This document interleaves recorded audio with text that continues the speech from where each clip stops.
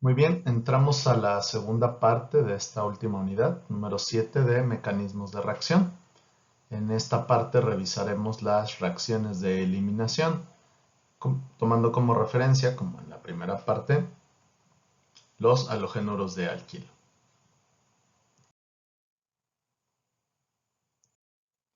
Bueno, recordando, ¿sí? En esta unidad estamos viendo dos tipos de reacciones, las reacciones de sustitución y las reacciones de eliminación. Las reacciones de sustitución ya las revisamos ahorita, ¿verdad? Bueno, la presentación previa, perdón. Y ahora nos vamos a meter con las reacciones de eliminación. ¿Qué son? ¿Cuál es la diferencia? Pues ustedes ya les había presentado este esquema, ustedes ya lo habían visto. La sustitución es intercambio de una especie química por otra. En la eliminación es el retiro de una especie química, de un átomo, de una molécula, para formar una insaturación. Al igual que las reacciones de sustitución, la clasificación de las reacciones de eliminación está dada por esta misma cuestión de cinética química, ¿sí? De cuántos, eh, de cuántos componentes de la reacción, de cuántos reactantes depende la velocidad de la reacción. Y se clasifican como en la sustitución veíamos la SN1 y la SN2, también tenemos eliminación E2 y eliminación E1. Ustedes ya se imaginarán que tienen, pues bueno, están emparentadas de alguna manera, ¿verdad? Vamos a comenzar por la más sencilla, que sería la eliminación tipo 2 o E2. Ponemos ejemplo de reacción, 2-bromo-2-metilpropano o bromuro de terbutilo, que reacciona, ojo, no pierdan de vista, reacciona con una base fuerte, ¿verdad? Una base fuerte que es el hidroxilo. Este hidroxilo reacciona llevándose un protón de un carbono que tenga hidrógenos.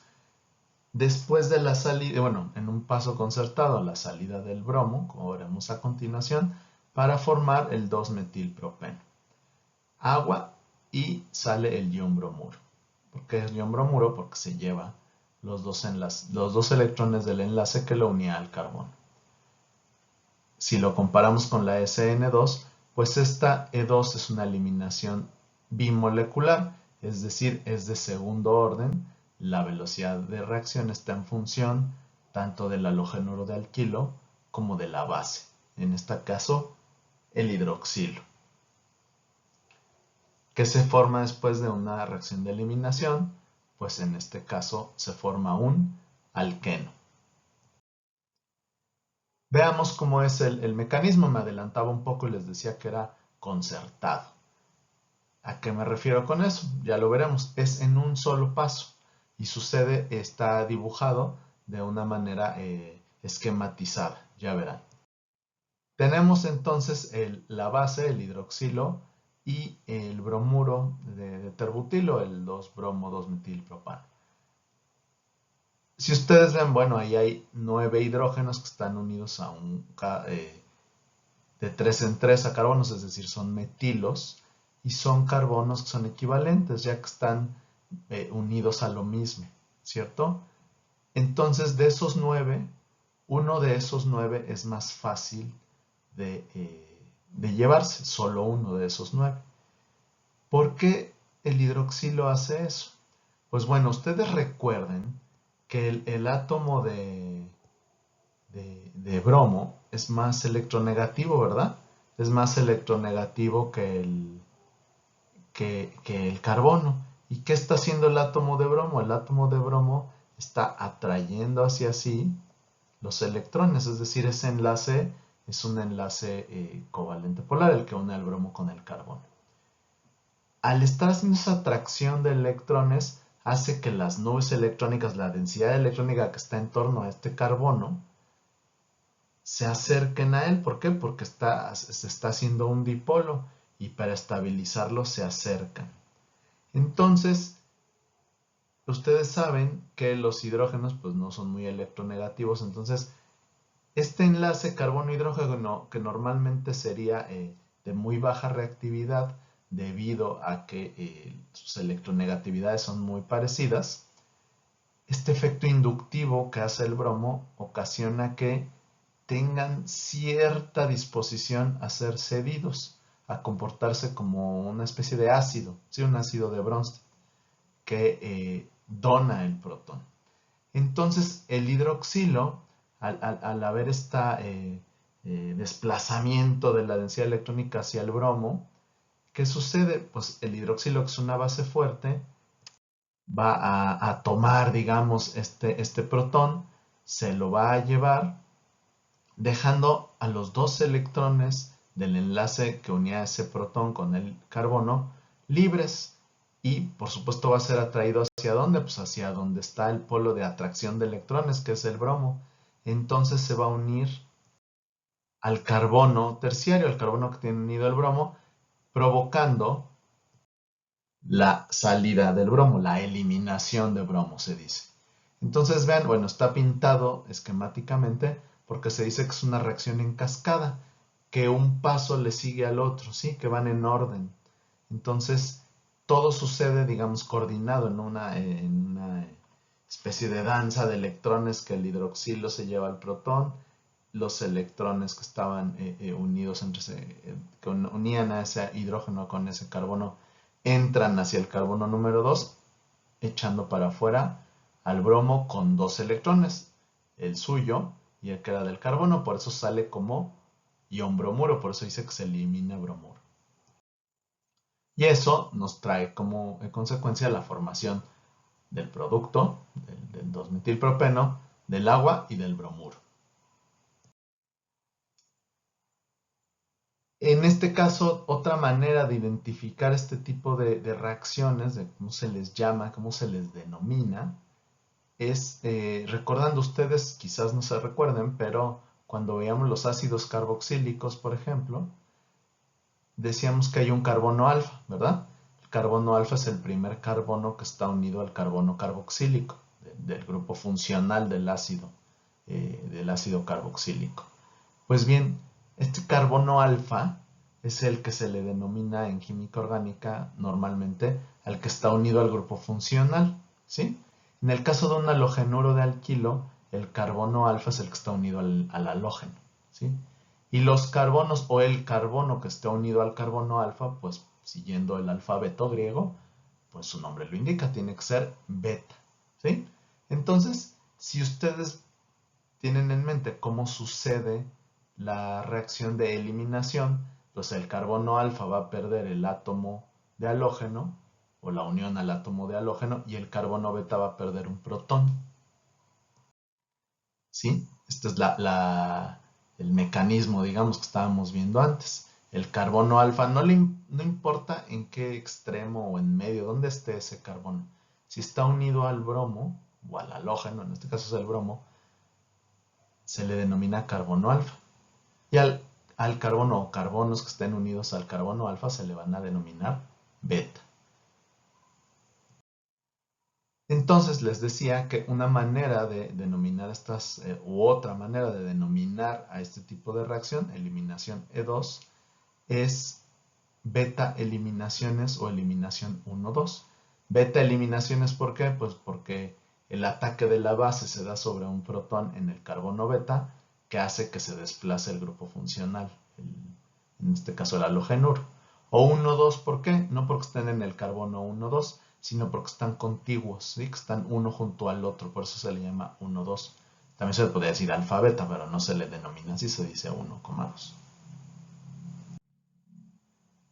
Bueno, es importante recalcar que en este tipo de reacciones puede suceder un fenómeno que se llama o se denomina regioselectividad.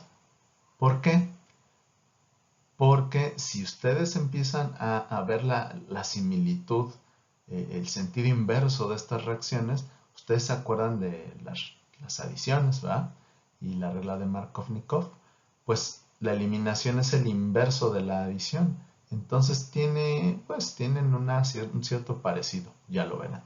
Entonces, ¿por qué decimos que hay regioselectividad? porque dependiendo de la estructura que tenga la molécula, en este caso el halogénuro de alquilo, va a determinar dónde se hace el doble enlace. ¿A qué me refiero? Si es una molécula simétrica, como este 2-bromopropano, pues no importa tanto dónde sucede, dónde va a formar la insaturación, ¿verdad? Hacia dónde se va a eliminar, digamos, el bromo, ¿no? Hacia dónde se va a dirigir, si es hacia la izquierda o hacia la derecha, si es hacia el carbono 1 o hacia el carbono 3. ¿Por qué? Porque esos dos carbonos beta, recuerden, los carbonos beta son los que están unidos al alfa y el alfa es el que está unido al halógeno. Esos dos carbonos beta son equivalentes, es decir, tienen la misma comportamiento químico, están unidos a lo mismo. Entonces, ¿qué sucede? Que la base, en este caso el ion metóxido, se va a llevar uno de los protones que está unido al carbono beta. Se va a llevar uno o el otro. ¿Eso qué va a provocar? Pues que se genere la insaturación, pero no importando qué protón se lleve, necesariamente se va a formar este producto, ¿verdad? Que es el propeno, forzosamente. Además, por supuesto, de formar el metanol y el bromuro. Pero ahí no hay problema, es una molécula simétrica. ¿Pero qué puede pasar? Que igual no es simétrica la molécula y que los carbonos beta no son equivalentes. Por ejemplo, tenemos nuestro amigo el 2-bromobutano, que ya lo hemos usado varias veces. ¿Qué sucede con el 2-bromobutano? Pues que hay dos carbonos beta, ¿cierto? El carbono 1 y el carbono 3. Pero esos carbonos beta no son equivalentes, ¿verdad? No son iguales, porque uno de esos carbonos beta es primario y el otro es secundario. Y eso va a traer una consecuencia directa en los productos de reacción. ¿Por qué? Porque si se pierde el protón del carbono 1, el doble enlace nos va a generar un producto, o bueno, cuando se forma el doble enlace que desplaza al bromo, nos va a dar un producto distinto a que si la insaturación se hace entre el carbono 2 y el carbono 3, ¿cierto? Si recuerdan la regla de Markovnikov, ¿cuál creen ustedes que es más probable que se forme? Pues sí, el que está más sustituido, ¿cierto? Entonces aquí fíjense, da dos diferentes productos de reacción, la eliminación del bromo en el 2-bromobutano, nos daría 2-buteno o 1-buteno.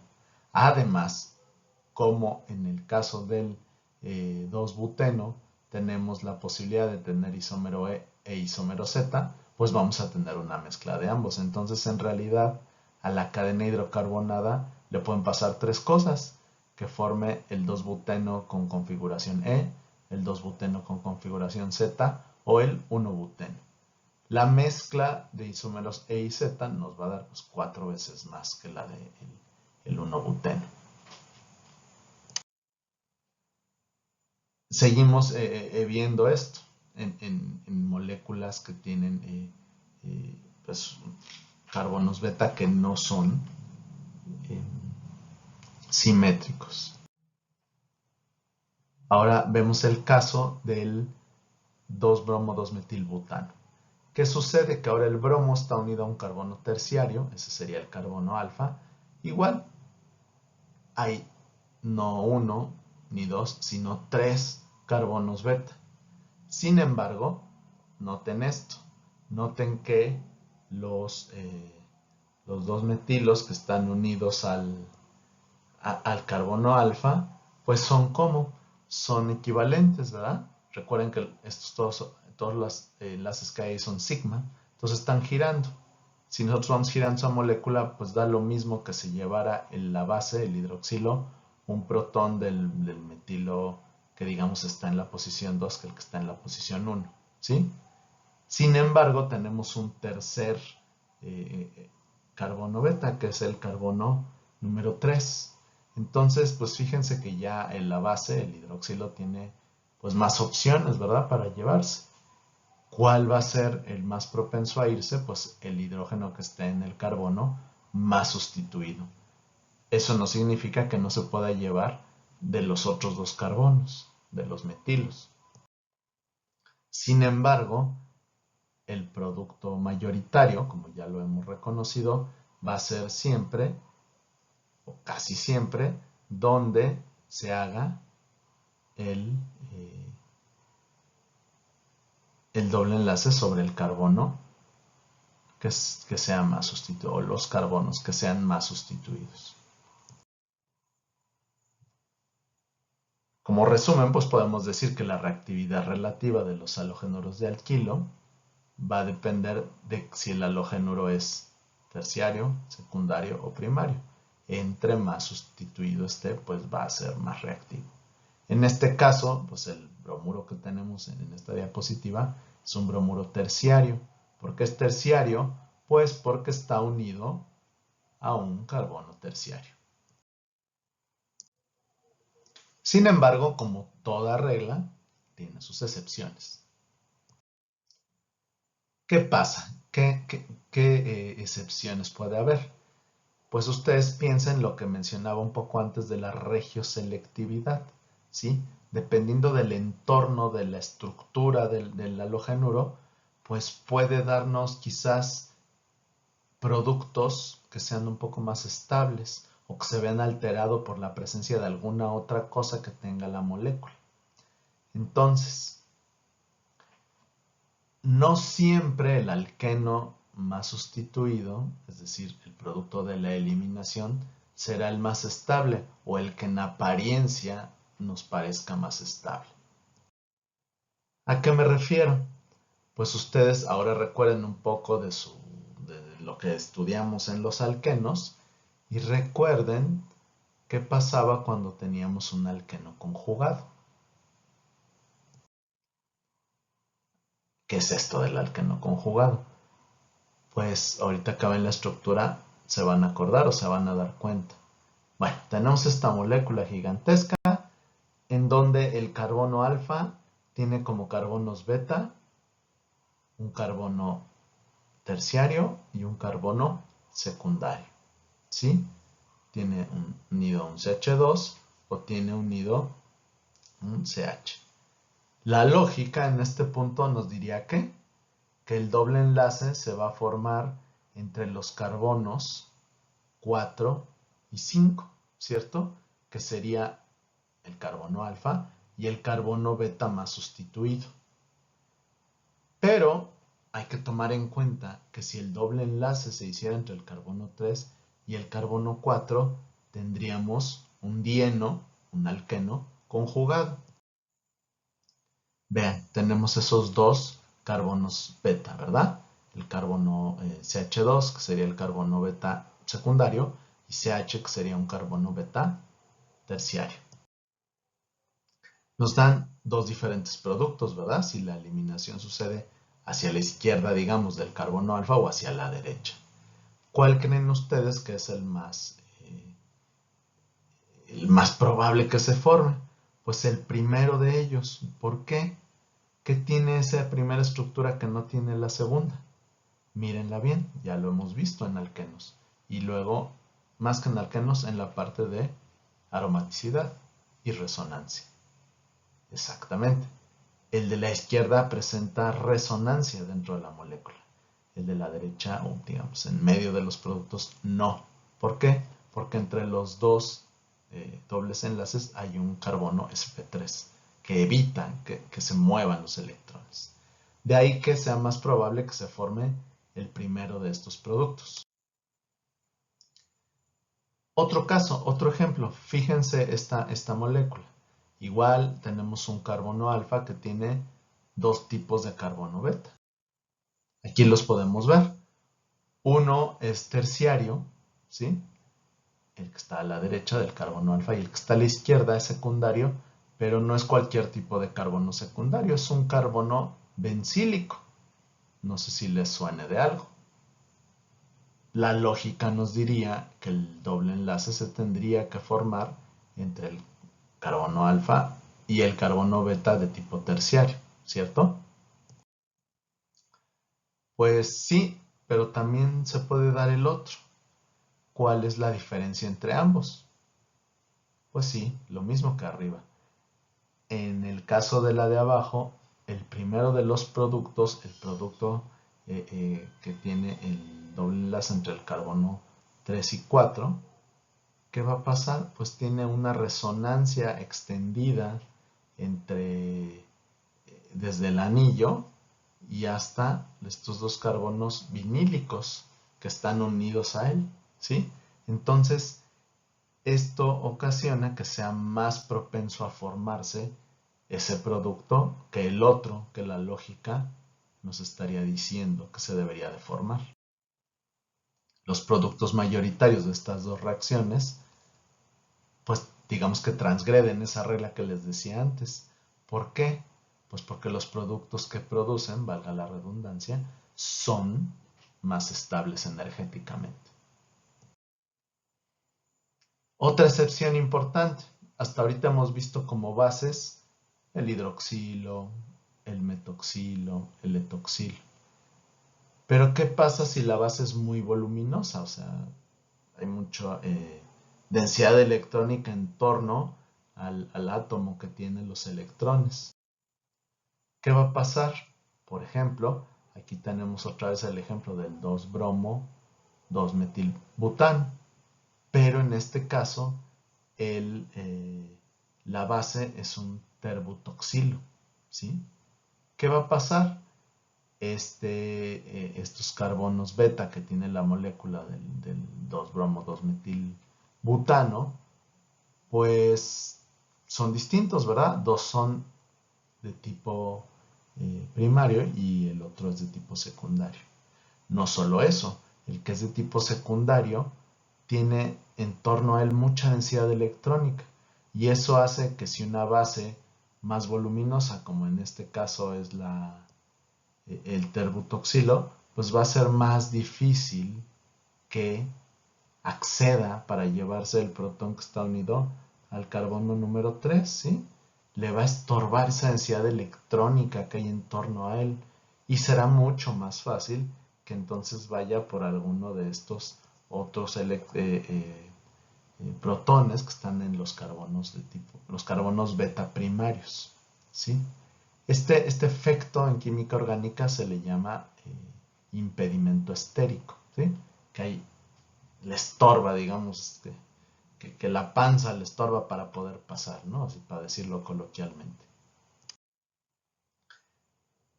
Que entonces, que trae como consecuencia, pues que el que uno pensaría que el alqueno de producto de eliminación que se va a formar es uno, pues en realidad se forma otro.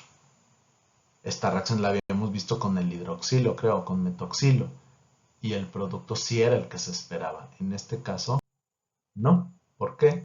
Pues porque la base voluminosa va a llevarse el protón que le sea más sencillo de sustraer.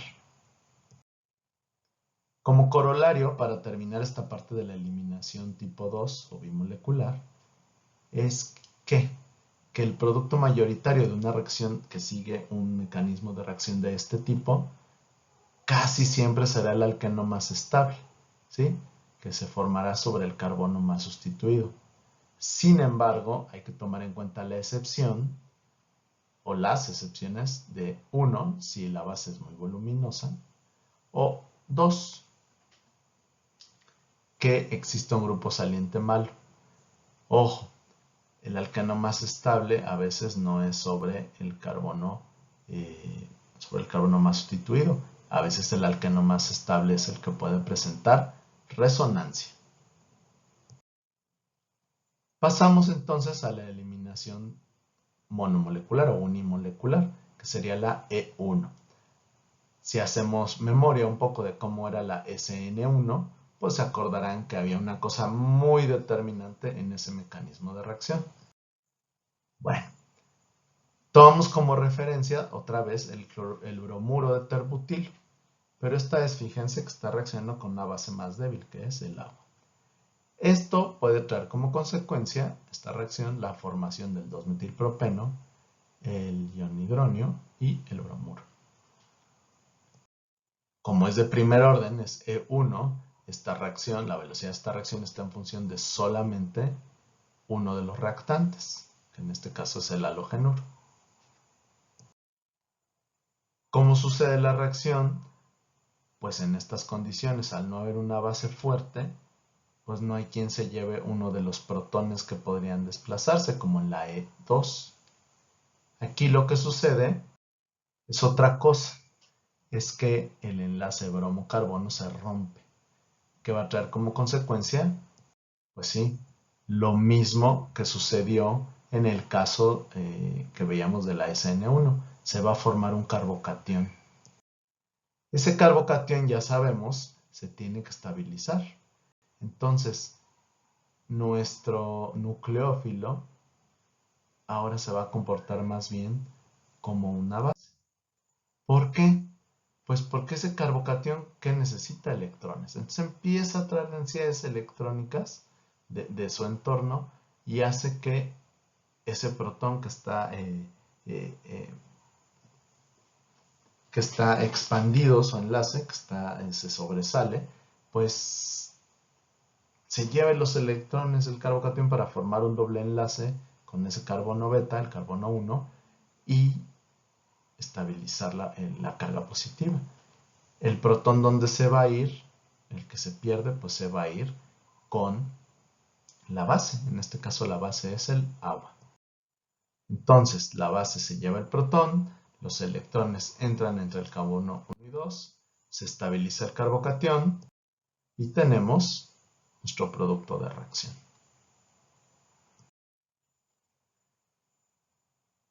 ¿Qué pasa? Igual que en la E2, ¿no? Dependiendo de la estructura que tengan las moléculas que van a sufrir esta eliminación, pues sí hay la posibilidad de formar dos productos o quizá un poco más. Siempre, en general, al igual que en la E2, el que esté más sustituido es el que se va a producir en mayor cantidad. Por supuesto, no en todos los casos, sí en la mayoría. Entonces, por ejemplo, ahora tenemos aquí el 2-cloro, 2-metil, butano. En presencia de agua, un poco de calentamiento, ¿qué va a pasar? Se va a formar un carbocatión por la ruptura heterolítica del enlace entre el carbono 2 y el cloro. De manera que se forme el ion cloruro. Eso hace que se forme un carbocatión que va a hacer que los carbonos beta pierdan un protón para estabilizar ese carbocatión formando un doble enlace. ¿Cuál será el producto mayoritario? Pues como dice lo de arriba, aquel que se haga sobre el carbono más sustituido. Recuerden algo que ya teníamos por ahí, pero creo que hay que extenderlo. La estabilidad relativa de los cationes, ¿sí? La facilidad con la que reaccionan, y también, bueno, su tiempo de vida media, varía.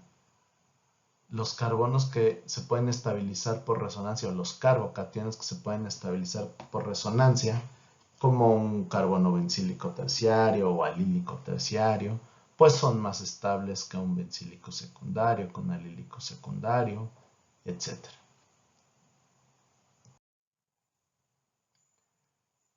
Otro caso importante que ya medio vimos en la parte de los compuestos derivados del benceno es que en estas reacciones, al formarse un carbocatión, porque es la forma en la que el mecanismo funciona, al formarse el carbocatión pueden ocurrir reacomodos.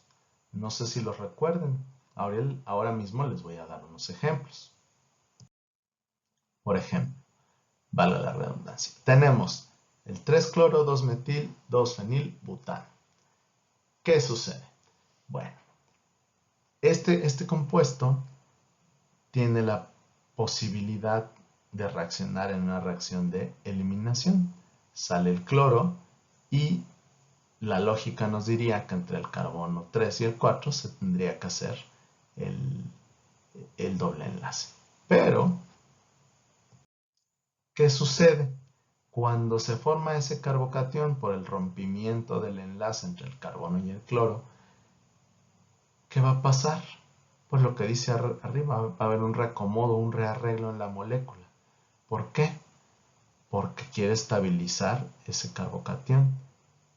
Y energéticamente, lo más favorable es que esa carga que está en el carbono 3 se transfiera al carbono número 1. ¿Por qué? Pues como veíamos, de los cationes existentes, el más estable, el que tiene un tiempo de vida media más largo y que pues, puede reaccionar más fácil, es el catión bencílico. Recuerden, bencílico es primer carbono unido al anillo aromático. Y eso va a ser, al ocurrir esta parte de la reacción, de ese reacomodo, pues que el doble enlace se haga entre los carbonos 2 y 3, dándonos así un producto que tiene resonancia extendida desde el anillo hasta afuera.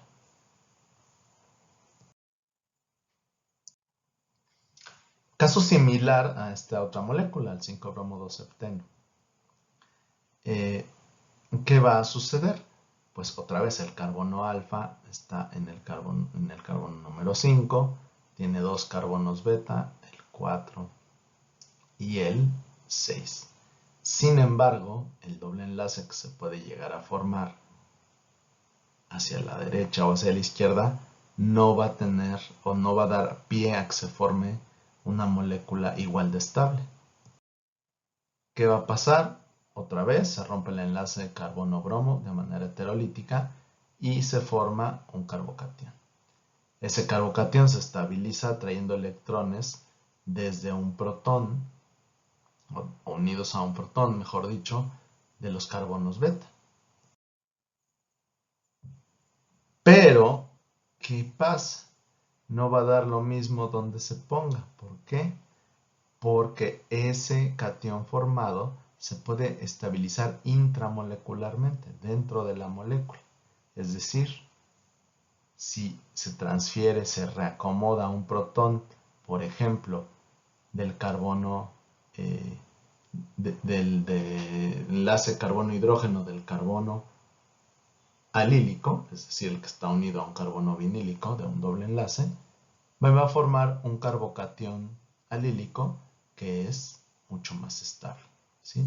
Que va a reaccionar con mayor facilidad, dándonos pues un producto que además, como está la estabilidad extendida, pues nos va a dar un producto que tiene resonancia. En las reacciones de tipo E1, eliminación tipo 1 monomolecular, también ocurre un fenómeno derivado de la formación del carbocatión, que es la estereoselectividad. Acuérdense, venimos de ver la unidad de estereoisomería, de estereoquímica. Pues ya saben, ¿verdad? Estamos hablando de alquenos, estereoselectividad. ¿A qué les suena? Pues sí, que se pueden formar un estereoisómero o el otro. ¿Esto a qué es debido? De nuevo recurrimos a nuestro viejo amigo el 2-bromobutano. Se rompe, estamos haciendo una E1, se rompe el enlace carbono 2-bromo, se hace un carbocatión intermedio. Y ese carbocatión intermedio, si ustedes recuerdan, les comentaba que pierde un poco esa estructura tetraédrica. ¿Por qué? Porque acercando los electrones se va a estabilizar este catión, ¿sí? Entonces, eso nos va a dar pie a que pase ¿qué? Pues fíjense que, por lo que hemos visto, el doble enlace será más fácil que se forme entre el carbono 2 y 3, preferentemente sobre los carbonos 1 y 2. Pero ese carbono beta en la posición 3 tiene un protón y otro protón. ¿Qué va a pasar si pensamos tridimensionalmente que se va a formar un doble enlace? Pues que si se va el hidrógeno, por ejemplo, que tengo aquí, el de abajo, los dos hidrógenos quedarían en un mismo plano. Eso nos daría como consecuencia que tendríamos un isómero Z. Si por el contrario se fuera el hidrógeno de arriba, la molécula sería el isómero E, la molécula que se forma como producto. Y ustedes ya deben de recordar que si hay la posibilidad de que se forme un producto cis y un producto trans, o un producto E y un producto Z, normalmente los E tienen una mayor estabilidad porque no se estorban, los grupos voluminosos no se estorban. De ahí, o no se estorban tanto, de ahí que el producto mayoritario sea el que está marcado en primera instancia, ¿sí? El 2-buteno, en este caso sería el E2-buteno. Más claro puede ser con esta otra molécula. Fíjense, bueno, que es un poco más voluminosa, tiene un poco más de átomos. ¿Qué va a pasar? Igual se va a romper el enlace bromo-carbono, se va a generar el carbocatión, ¿sí? Se va a ir ese bromo, se va a generar el carbocatión.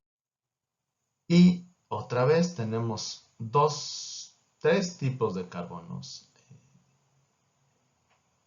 beta, ¿verdad? Uno que es cuaternario, uno que es primario, uno que es secundario. Pues de los tres, el que menos probabilidades tendría de reaccionar sería el primario. El carbono beta, que es secundario, pues tiene 2 hidrógenos. ¿Y qué puede pasar? Pues justo lo que veíamos anteriormente, que esto pues nos dé un producto u otro. ¿Por qué? Pues porque vean el volumen de lo que está sustituyendo a estos carbonos. De tal manera que será más probable que se forme el producto E que el producto Z. Si ustedes ven aquí, bueno, pues el volumen de los sustituyentes de los centros, de los estereocentros, que serían los carbonos vinílicos, pues en el producto minoritario quedaría como muy, se aplastaría un poco el metilo, ¿no? Perdería estabilidad. Y en el otro caso, pues se estabiliza bien porque lo más voluminoso está de un lado y del otro. De esta manera terminamos la segunda parte de la unidad número 7, donde revisamos las reacciones o los mecanismos de reacción, mejor dicho, de la eliminación tipo 1 y tipo 2. Muchas gracias por su atención.